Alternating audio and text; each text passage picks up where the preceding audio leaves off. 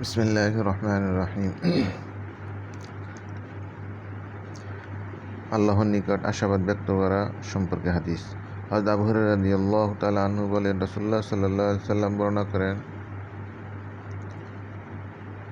হযরত আবু হুরায়রা রাদিয়াল্লাহু আনহু রাসূলুল্লাহ সাল্লাল্লাহু আলাইহি ওয়াসাল্লাম থেকে বর্ণনা করেন যে তিনি বলেছেন, মহান পরাক্রমশালী আল্লাহ তাআলা বলেন, আমি আমার বান্দার ধারণা অনুযায়ী রয়েছি, সুতরাং সে আমার সম্পর্কে যেরূপ ধারণা করে আমিও তার সাথেও তদ্রূপই আচরণ করি, আর সে যেখানেই আমাকে স্মরণ করে আমি সেখানেই তার সাথে থাকি। আল্লাহর কসম, তোমাদেরকেও বিশাল মরুপ্রান্তরে তার হারানো কোনো জিনিস পেয়ে যেরূপ আনন্দিত হয়, আল্লাহ তার বান্দা তওবা করার কারণে তদপেক্ষা অধিক আনন্দিত হয়ে থাকে। মহান আল্লাহ বলেন, যে ব্যক্তি আমার দিকে এক বিঘত অগ্রসর হয় আমি তার দিকে এক হাত অগ্রসর হই, আর যে ব্যক্তি আমার নিকট এক হাত অগ্রসর হয় আমি তার দিকে এক বা দুই হাত অগ্রসর হই, আর সে যখন আমার দিকে পায়ে হেঁটে অগ্রসর হয় আমি তখন তার দিকে দৌড়ে অগ্রসর হই। তিরমিজি শরীফ।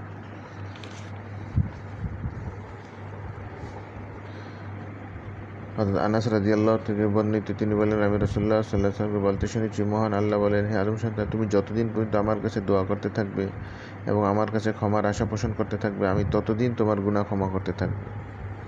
তুমি যা কিছু করে থাকো না কেন, এ ব্যাপারে আমি কোনো পরোয়া করি না। হে আদম সন্তান, তোমার গুনাহ যদি আকাশ চুম্বে অর্থাৎ আকাশ পর্যন্ত পৌঁছে যায়, এরপর তুমি আমার নিকট ক্ষমার আবেদন করো, তাহলে আমি তোমাকে ক্ষমা করে দেব।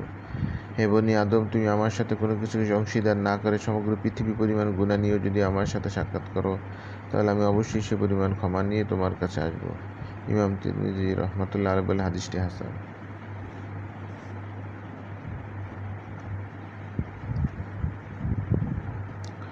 হযরত আবু হুরায়রা রাদিয়াল্লাহু আনহু থেকে রাসূলুল্লাহ সাল্লাল্লাহু আলাইহি ওয়াসাল্লাম ইরশাদ করেন, মুমিনগণ যদি মহান আল্লাহর আযাব সম্পর্কে পুরাপুরিভাবে অবগত হতো তাহলে কেউ তার জান্নাতের আশা করত না, আর কাফেররা যদি মহান আল্লাহর রহমত সম্পর্কে পুরোপুরিভাবে অবগত হতো তাহলে কেউ তার জান্নাত থেকে নিরাশ হতো না। মুসলিম শরীফ। হযরত আবু সাঈদ খুদরি রাদিয়াল্লাহু তাআলা আনহু থেকে বর্ণিত, রাসূলুল্লাহ সাল্লাল্লাহু আলাইহি ওয়াসাল্লাম ইরশাদ করেছেন, মৃত ব্যক্তির লাশ যখন খাটে রাখা হয় এবং লোকজন যখন তাকে তাদের কাঁধে বহন করতে শুরু করে, তখন লাশটি যদি সৎকর্মশীল ব্যক্তির হয় তাহলে সে বলতে থাকে, আমাকে সামনে নিয়ে অগ্রসর হও, আমাকে সামনে নিয়ে অগ্রসর হও। আর যদি সেটি কোনো অসৎ ব্যক্তির লাশ হয়ে থাকে তাহলে সে বলে, হায়, দুর্ভাগাকে নিয়ে কোথায় নিয়ে যাচ্ছ। মানব জাতি ছাড়া আর অন্য সকল সৃষ্টিজীব সবাই তার সে চিৎকার শব্দ শুনতে পায়। মানুষ যদি তার আর্তনাদ শুনতে পেত তাহলে মূর্ছা যেত। বুখারী শরীফ।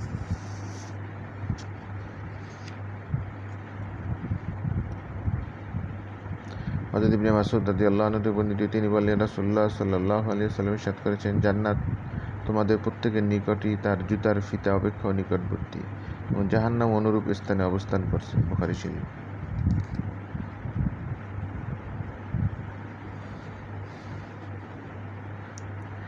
হযরত ইবনে মাসউদ রাদিয়াল্লাহু আনহু থেকে বর্ণিত, তিনি বলেছেন, একদা নবী করিম সাল্লাল্লাহু আলাইহি ওয়াসাল্লাম আমাকে বললেন, তুমি আমার সামনে কোরআন পাঠ করো। আমি বলেছিলাম, ইয়া রাসূলুল্লাহ, আমি আপনার সামনে পাঠ করব, অথচ আপনার উপরেই তো কোরআন নাজিল হয়েছে। তিনি বললেন, আমি অন্যের নিকট থেকে তা শুনতে পছন্দ করি। অতএব আমি তার সামনে সূরা নিসা পড়তে আরম্ভ করলাম। অবশেষে আমি যখন পাঠ করে এই আয়াতে পুছলাম,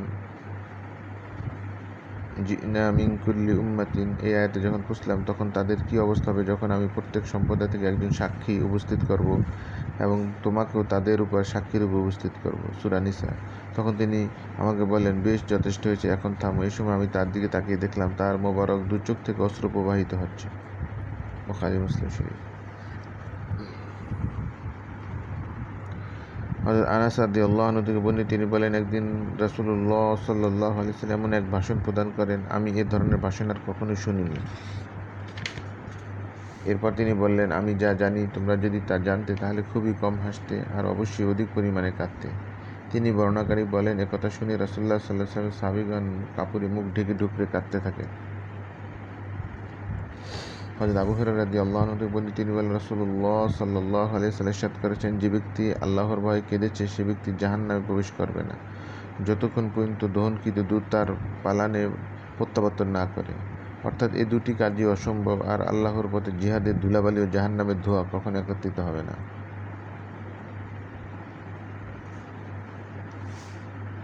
ইবনে মাজাহ।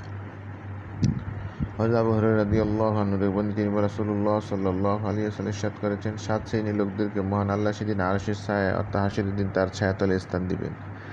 যেদিন তার ছায়া ব্যতীত অন্য কোনো ছায়া অবশিষ্ট থাকবে না। তারা হচ্ছেন: 1. ন্যায় বিচার বাদশা বা নেতা। 2. মহান আল্লাহর ইবাদতে নিমগ্ন যুবক। 3. মসজিদের সাথে সম্পর্কযুক্ত হৃদয়ের অধিকারী ব্যক্তি। 4.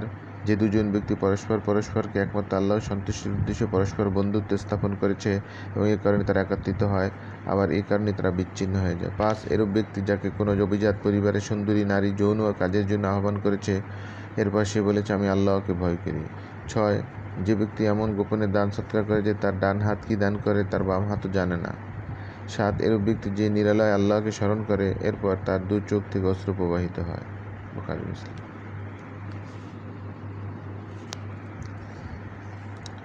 হযরত আব্দুল্লাহ ইবনে শাখির রাদিয়াল্লাহু আনহু থেকে বর্ণিত, তিনি বলেন, আমি রাসূলুল্লাহ সাল্লাল্লাহু আলাইহি সাল্লামের কাছে এসে দেখি তিনি নামাজ আদায় করছেন এবং আল্লাহর ভয়ে কান্নার দরুন তার পেট থেকে ডেকচির ফুটান্ত পানির ন্যায় শো শো শব্দের মতো শব্দ বের হচ্ছে।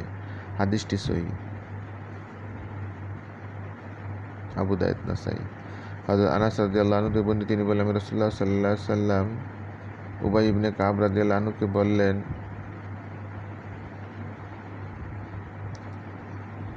মহান আল্লাহ আমাকে তোমার কাছে লাম ইয়াকুনিল্লাযীনা কাফারু পাঠ করতে নির্দেশ দিয়েছেন। তিনি উবাই ইবনে কাব বললেন, তিনি কি আমার নাম উল্লেখ করেছেন? তিনি বলেন, হ্যাঁ। অতঃপর হযরত উবাই ইবনে কাব রাদিয়াল্লাহু আনহু কেঁদে দিলেন। অপর এক বর্ণনায় রয়েছে, এরপর হযরত উবাই রাদিয়াল্লাহু তাআলা আনহু কাঁদতে লাগলেন।